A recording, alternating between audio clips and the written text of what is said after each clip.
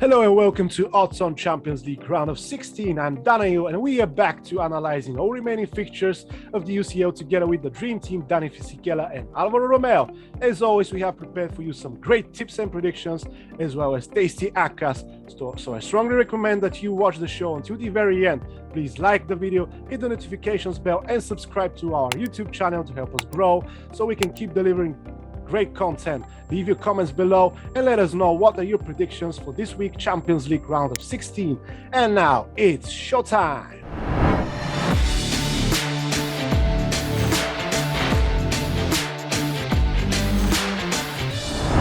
Hello guys, nice to see you again after a while. Eduardo is taking a well-deserved holiday once again, so I'll be joining you for this Champions League round of 16 analysis. How are you doing? All very good. Very well, thank you. You had very particularly successful round in the Europa League, especially your ACCAs were both correct. So let's hope we can do that again for the Champions League. You look confused, Dani. Well, I think so. Fingers crossed, it's a question of luck as well. But yeah, I mean, we were good. So yeah, keep following our tips. What is gambling without luck? It's just an educated guess. Absolutely. So this time we have, again, first leg of the remaining 4 games. First of which is Chelsea against Lille. Chelsea followed up their Club World Cup success with a hard-fought win against Crystal Palace on Saturday, only 1-0. The Blues have now won 5 successive matches in all competitions, and as the odds suggest, they are the huge favorite here at Stamford Bridge. Lille, meanwhile, was held to a 0-0 draw with Mets on Friday night, and that means they have only won 2 in their last 7 meetings. So, Dani, what do you think about this game? Can we find some value here? The holders obviously are favorite. They're not playing a particular attracting and stylish football, but they're getting the results. After all, what is style without results? 5 clean sheets in the last 10, and in the last 10 games they had a long trip to Dubai. They faced Tottenham 3 times. They kept 3 clean sheets against them. They only were defeated 1-0 by Man City. They got the second best defense of the Premier League, 18 goals conceded, just 1 more than City. So that's a great effort from Thomas Tuchel's men. And we remember last year when Thomas Tuchel took over in January, they started building up on the 1-0, 1-0, clean sheet, 1-0, 1-0, and that's how they progress to the Champions League final. Look, I don't think the Chelsea supporters are particularly impressed with the Chelsea season so far. They already got a title. Many other teams don't have a title in the cabinet this season because they haven't scored more than last season. They were hoping Lukaku would bring them more firepower up front. The problem is not only with the Belgian and his movements, but is also with the way his teammates serve him and give him the ball or don't give him the ball when he shows for it. So there is he only scored 7 in all competition. Lukaku. So Chelsea this season, they had to make up for the loss of Giroud last season, who scored 11, for the loss of Abraham, who scored 12. So they got more goal scorers, 18 different scorers. At one point, the biggest goal scorer was Reece James for them. And, last season, at the end of the season, they only had 14 different goal scorers. So they are spreading the goal around. However, to win certain types of games, you do need, I think, your number 9 and your strikers to be in good form. And at the moment, perhaps they are not. However, they kept 3 clean sheets in the Champions League. They will be without key players, Chilwell and James, which were by far the best players in November when they dismantled Juventus. They might be well without Mount, who is really important for the pressing game of Tuchel. I think they still have the question, who's the best partner for Lukaku? Last year he was so good at Inter with Lautaro Martinez. Is it Ziyech maybe, the most technical one player? He has to play a little bit closer to him. So who's scoring the goals that, as I said, Giroud and Abraham did last season and Chelsea doesn't have? They're going to keep it tight, I think. And for this reason, I'm going to go for the goals market. The goals market under 1.5 goals in the second half. There's only 1 goal in the second half or no goals in the second half. That pays almost double your money. Last time I checked on Oddspedia was 195. Yes, I like what Dani is suggesting. Very quickly on Chelsea, I think that Romelu Lukaku hasn't had a good integration in the team, and I don't know if Daniele said that, but he touched the ball 7 times only. Yes. The other day. Yeah, that is concerning. But they didn't give it to him when he was showing for it. Absolutely. That's also, I always consider these things like a collective failure rather than an individual one, really, because the supply that Romelu Lukaku is getting at Chelsea is a very short supply, but I kind of disagree with Daniele with the goals thing at Chelsea. Last season they proved that they can win titles without having a recognizable, really good scorer. In fact, last season Chelsea in the Premier League was the 16th team with the lowest scoring conversion in the whole league, and Chelsea is one of the best teams in Europe, and yet they ended up winning the Champions League. And their conversion rate in the Champions League wasn't great either, and their best scorers in the season, they didn't score more than 12 goals. They were Tammy Abraham and Timo Werner. So I think Chelsea has a lot of variety up front, and that's why the goals are so shared between the players. I think Romelu Lukaku will end up being a good signing for them. It's a matter of time, but I do believe that Chelsea doesn't mind so much not having a top scorer. What Thomas Tuchel's side is minding more is not being able to close the channels, because I think that Chelsea is a master on that, and probably is the team in Europe, at least up till November 2021, that closes better the channels, the corridors, so they deter you. I mean, they are genuinely one of the teams that probably defend better, especially when Kante is on the pitch as well, because he's a massive help. I know that Chelsea, they beat Crystal Palace this weekend. I think that they are favourite for this title. I'm pretty sure about that. And they are serial winners as well. I mean, this is probably, and I don't know if you trust or if you, agree with me, but probably this is one of the most glorious periods in Liverpool's history. And Chelsea has won more titles than Liverpool since Jurgen Klopp arrived to Liverpool. So that tells you that Chelsea is a serial winning team. Since 2005, they have only had 5 trophyless seasons, and this one is not going to be a trophyless one already. So I think that Chelsea are going to be dangerous in the Champions League, and they are not going to win the Premier League. When it comes to Lille, well, I don't see this opponent just making it very complicated for Chelsea in the Tiger. Maybe in this game in Stamford Bridge, some surprise might happen. But anyway, this season they are 11th in the league. They lost a couple of weeks ago 5-1 at home against PSG. That was a very, very significant result because PSG was in a very bad run. They did a very good group stage because they won their last 3 games. And that earned them the qualification, basically. But generally speaking, they haven't been very convincing. The only player who is still keeping the level from last season is Jonathan David. He hasn't scored for his club in 2022, that has to be said, but he has been scoring goals for Canada. So he doesn't have or he is not going through a scoring drought. He's going through a scoring drought at Lille, but at the same time this season he has scored already 12 goals in the league, so I think that his performance has been pretty much as good as last season.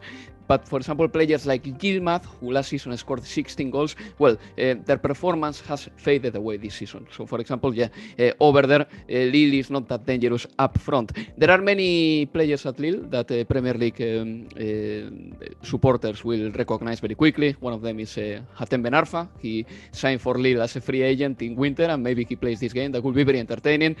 Jose Fonte, former Southampton defender, the player who has played more minutes in the Ligue 1 this season.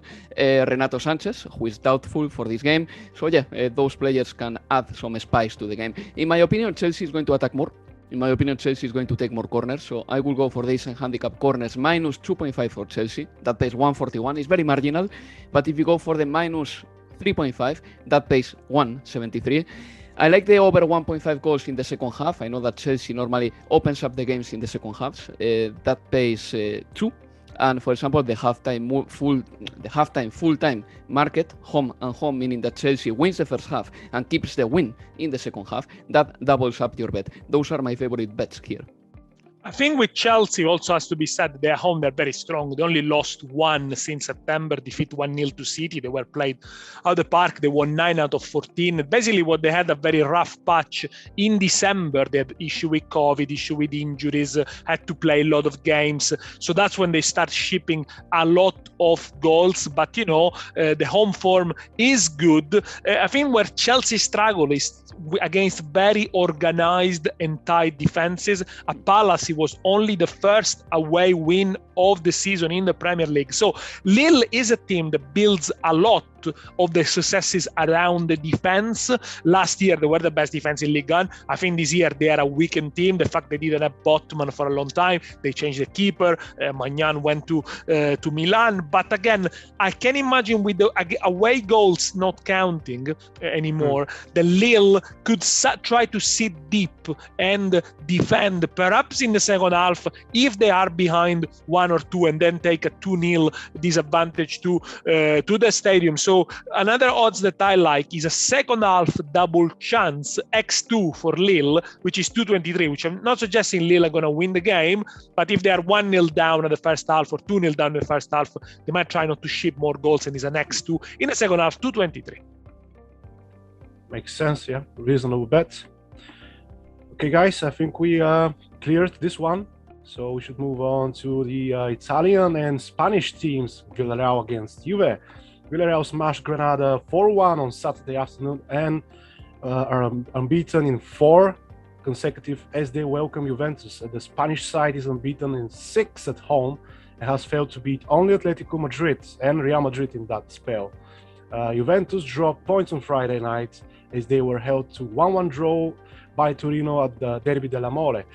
However, they have lost just once in all competitions, that coming in the Supercoppa Italiana against Inter, and you were well aware that was very dramatic, lost in the extra time, last minute of the last moment.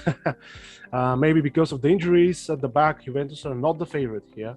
And this visit to Villarreal will feel confident of earning in the first advantage. What do you think, Alvaro? Yeah, the bookmakers deem Villarreal as favorite for the game. But just slightly. Slightly, yeah. But I'm not gonna go that far. I'm not buying that. I'm not getting on board with that. I'm gonna go for the both teams to score here. That pays 195. And why is that? Because I think Villarreal has a certain firepower, as you well said before. They beat Granada 4-1. In the league in the weekend, with hat-trick with Danjuma Grunewald, by the way, who has been one of the best signings of La Liga so far. And that hat-trick of Danjuma, it's very soothing, refreshing, important, and calming for Villarreal, because Gerard Moreno, it's 99% out of this game. He's been having a hell of a time with injuries this season, and some other player has to step up. I know that Dia, coming back fresh from the African Cup of Nations after having won it, can be another option for Unai Emery, but I think that Danjuma Grunewald up front is probably the biggest threat, even though he's not a recognized number 9. Well, he can play up front in any of the 3 positions, and if Emery decides to play in a 4-3-3, and I believe that this player can make a difference here. But yeah, Villarreal has a very good squad. I think that one of the main differences with Villarreal last seasons and this one is that this summer they have spent more than ever in their history. That's why up front they've got 6 or 7 international players. I'm not talking only about Gerard Moreno and Danjuma, but also about Jeremy Pino, one Spanish star who is already not only playing for the under-21 team, but he's also playing for the senior team in Spain. Also a player like Samu Chukwueze, very important for Nigeria. Dia, Paco Alcácer, the options are there, and Villarreal suddenly has become a dangerous team with a certain dangerosity up front, and then they control the game very well with Parejo being the compass of the team. Parejo knows how to keep the ball, how to accelerate the game, how to slow it down, and probably Unai Emery is already scared about not having Parejo in the return fixture, because he is one booking away from missing the game at the Juventus ground. When it comes to Juventus, well, I think that they've got defensive issues. Daniele can amplify that a little bit. Bonucci is doubtful for the game, and then they are missing Chiellini, right, Daniele? And then what about Dybala or Federico Chiesa? Those players who, in my opinion, not only make the difference up front, but they trigger things. And those players are out. So maybe this is not the best time for Juventus to get here, but at the same time, I know that Villarreal defensively is not perfect, and Juventus, of course, has absentees in defense. So both teams to score, as I said before, 195. Yeah, I tend to agree with that because although Juventus kept 3 clean sheets in the last 7, in the last few games they played, home to Verona, home to Sassuolo, against Torino in the derby, they did take the lead, but then they had bad spells during games. They do struggle to control games for 20-30 minutes, let's say, in the central part, and they do allow maybe not big chances from opposition. Szczesny is one of the keepers that had to make less saves in Serie A, but they do allow the opposition to pounce on, and that will happen in the derby against Torino. We have to say Juventus were really depleted at the back because Alexandro had to play centre back alongside De Ligt, who had a great game, of course. So Juventus, I think, with the fact that they bought Vlahovic in January as well as Zakaria, they look more threatening, they look more dangerous. They start the games with a different belief and a different confidence. Before, especially in the last game they played before the winter mini break of a week when they played at Milan away, they didn't have a single shot on target, and the game could have lasted 3 days. They would have never scored. Whereas here, since they got Vlahovic, although, by the way, I don't think Vlahovic is perfect yet because he misses some controls, he misses some passes.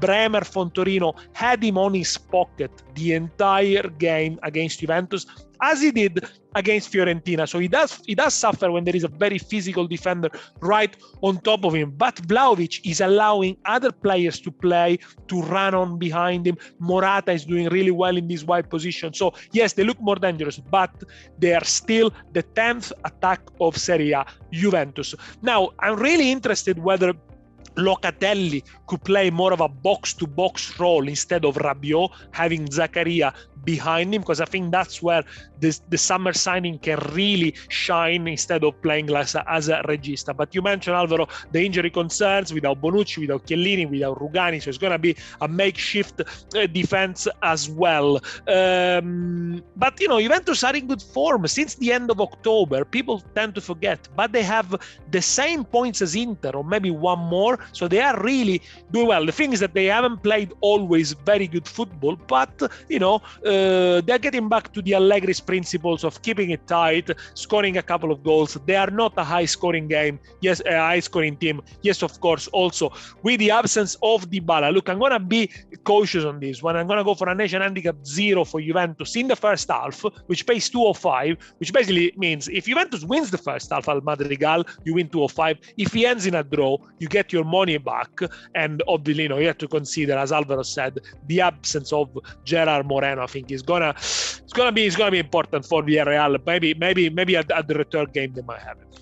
So moving on to Atletico Madrid and Man United. This is the clash of the inconsistent, if I may say, because both teams are struggling to find their form. This is the first game on Wednesday night as well, where the Spanish team has been all over the place, mixing win and defeat. And the Saturday, actually, they managed to win with 3-0 against Osasuna. This was their first clean sheet in a while. Also, they have now Atletico Madrid the home advantage against another inconsistent team of Man United, who are struggling to keeping goals out of their net. The Red Devils can congratulate themselves with a domestic win over Leeds with 2-4. That was quite a dramatic game. But there are too many questions on both sides right now, and I cannot really pick any clear winner. What about you, Dani? Very difficult to pick a winner. Let's start with Man United. Yes, you mentioned the defense. Massive issues. Only 6 clean sheets in the Premier League so far this season. Only 2 clean sheets away this season, and 0 clean sheets in the Champions League in the 6 group games. Yeah. So yes, defense is an issue. Not just the defense, I think, is the midfield, the way they control the game. Basically, Manchester United, they seem to play one very good half and one very bad half at the moment. The first half against Brighton was appalling. The second half against Burnley was appalling. The second half against Leeds was okay, but they conceded 2 goals in 24 seconds of play. The clock will tell you 54 seconds, but actually 30 seconds were of celebration between the 2 goals. So in 24 seconds, they conceded 2 against Leeds, which is a team that, it's not in great form. And if you look at Manchester United, you say, where have they improved so far this season? I don't think they actually improved. They got 4 points less in the table at this stage of the season than last season. They score 9 goals less. This is a team that assigned Ronaldo and Sancho. They score less in the league than last season. They conceded 2 goals more, despite David De Gea, I think, having a decent or very good season between the sticks. So yes, you can always think Manchester United can concede, but you can also think that Manchester United, being a team of individuals, of very talented individuals, they can have 15 minutes when they can score 3 goals past you. So it is very difficult to put a bet on Manchester United. Yeah, they're both to score. It's obviously the one I'm gonna go for because it pays very well, 195. Although also we know Atletico Madrid, they are not a solid rock defense they have been in previous years. And the problem with Manchester United, maybe Ronaldo, he's only highlighting how dysfunctional they are. I don't think Ronaldo is having a bad season. I don't think Ronaldo is a problem, but he's a high performer. He's a very demanding player. Every time you leave him out, there is a problem with him. Maybe he's just highlighting that they haven't got a good enough midfielder.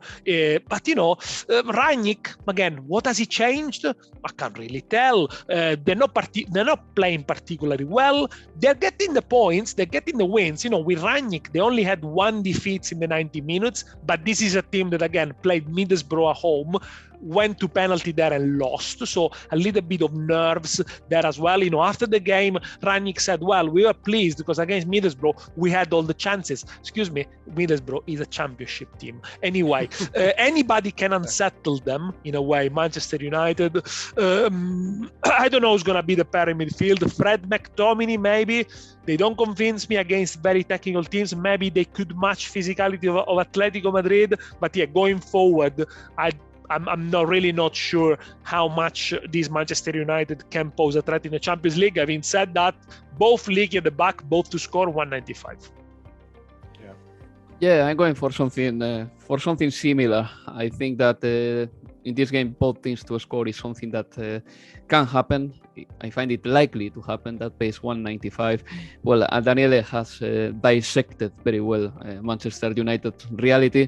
I will add maybe that Bruno Fernandes is getting better as the season goes by, and he is the second best scoring threat, in my opinion, that Manchester United can present, all together with Cristiano Ronaldo, who was, again, unconvincing against Leeds United.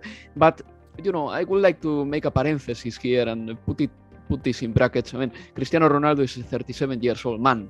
I mean, this is the moment when we have to start thinking that if he is not very well surrounded with teammates who can supply the ball to him, he is not capable of just creating goals for himself, or that will happen rarely. And the same thing applies to Lionel Messi, a player who has just decided to start playing 30, 40 meters away from the goal. So the stats are going to go down. But I know that Cristiano Ronaldo, at the same time, against Atletico de Madrid, he always had great nights. The last one probably in 2019 with Juventus, when he scored a hat-trick against Atletico. You will remember that, Daniele, because Juventus got, a remontada against Atletico that time. Yes.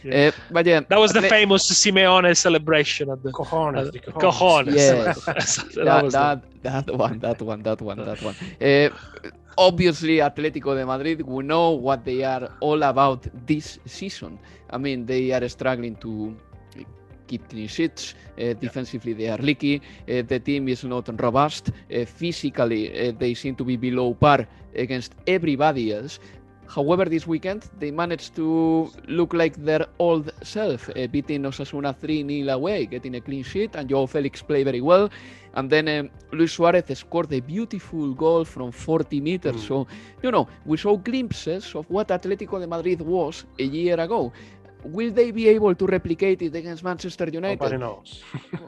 Who knows? That's the thing. The thing is that both are so unpredictable that maybe one of them has a terrible game and the other one has a decent game. So, according to the bookies, Atletico is favorite for this game, but Manchester United is favorite to qualify. And I cannot dispute that, really. But at the same time, I do believe that the unpredictability is so high that going for the full-time result probably will lead us to disappointments more than any other thing. There is a player that is very important for Atletico, this has to be said, Yannick Carrasco. He is out for this game because he got a suspension against Porto in the last game of the group stage. And then my big question is who is going to play as centre backs, because I know that if Jimenez and Savic are both ready, and they will play together, and this is the best defensive duo Atletico can present. And who is going to play alongside Koke in midfield against Osasuna? Simeone, by the way, tried something quite new this season. He ended up the game against Osasuna with 4 midfielders, 4 holding midfielders, by the way. So I wouldn't be too surprised if Simeone does something like this time. Because Marcos Llorente is back, and he is a hell of an asset for Atletico de Madrid, because Herrera, Koke, players like this could play together. So I wouldn't be surprised again if Simeone plays 4 midfielders or 3 midfielders and then 2.5 strikers, something like that. So Simeone being a little bit defensive. I'm going to go for the following. Both teams to score, as Daniele said. That's good for me as well. Maybe over 1 goal in the second half, just for a marginal win. That gives you 160. Or over 2 goals in the game, very similar one, 167. So I'm going for the both teams to score and for the marginal wins here. As you can see, I don't trust Atletico or Manchester United to the point that I am backing any of them strongly. Yeah, it's really difficult to trust any of them, like you said. But the factor Mr. Champions League himself, maybe it's a good bet to, Cristiano Ronaldo to score at any time. I'm not sure what are the odds. It just came to my mind that despite his not so great form this season, this is his favorite tournament and he always does magic. That's the main reason why actually Man United are through the Champions League group stage as the first team. So you never know what happens in these games. That's why the Champions League is the greatest competition out there. And the last match we have to analyze for this show is Benfica and Ajax. Benfica was held to a 2-2 draw with Boavista on Friday night and dropped more important points in the title race. They did well to progress from the Champions League group, but have won only 2 of their last 5 at home.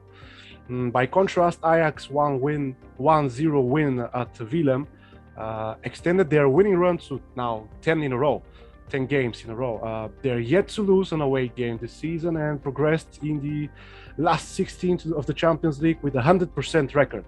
It was amazing how many goals they scored, and their defense is great right now. Considering this superb Ajax away records, they have a massive chance to secure a first leg advantage on Wednesday night, in my opinion. I think so. I think that Ajax comes as a favorite into this game. Their season is very impressive. This weekend they didn't beat Willem very impressively. 1-0, it was like a short win, but still their numbers this season are pretty unbelievable. Probably numbers for history. I mean, they have scored 108 goals already, and we're still in February. And they are doing very well in every possible department, because in the defensive side, they are also very convincing. When it comes to Benfica, and I'm going to focus on them because Benfica is interesting. This season, they have sacked the manager, Jorge Jesus. They've got an interim manager now, Nelson Verissimo, and the results are not there. I mean, Benfica did a very, very heavy investment 2 summers ago, just to make sure that they started they started like a project that was going to distance itself from Porto and Sporting Lisbon, and that hasn't happened. I mean, the last results are really disappointed. They drew 2-2 with Boavista in the weekend, but the story is that Benfica got a 2-0 advantage, and they just shattered it in the second half. They didn't keep the lead, and they ended up getting a point. Pretty much their title options are over now, because they are very far away from Porto, who is leading the Portuguese league. And in the high-profile games, apart from the game against Barcelona back in September, Benfica is screwing up completely. They are out of the Taça de Portugal. They lost against Porto, and they lost the final of the Taça da Liga against Sporting. So those are their high-profile games domestically, and they haven't been able to win them. So this is Benfica right now. they really need to qualify for the Champions League next season. Right now they are third, and that in Portugal takes you to the Champions League qualifying round, and we saw what happened to Monaco in the Champions League qualifying round back in summer. So very careful with Benfica. They've got a very good scorer though. Darwin Núñez, the Uruguayan player, is doing very well. He has scored 5 of the last 11 Benfica's league goals, so the threat is there. But generally speaking, I think that Ajax should be considered as a favorite here. I have no doubt that Ajax is going to have a very daring approach at the Estadio da Luz, and these are my bets here. Over 1.5 goals in the second half when the game is open. I think that Ajax can score those goals. That pays 190.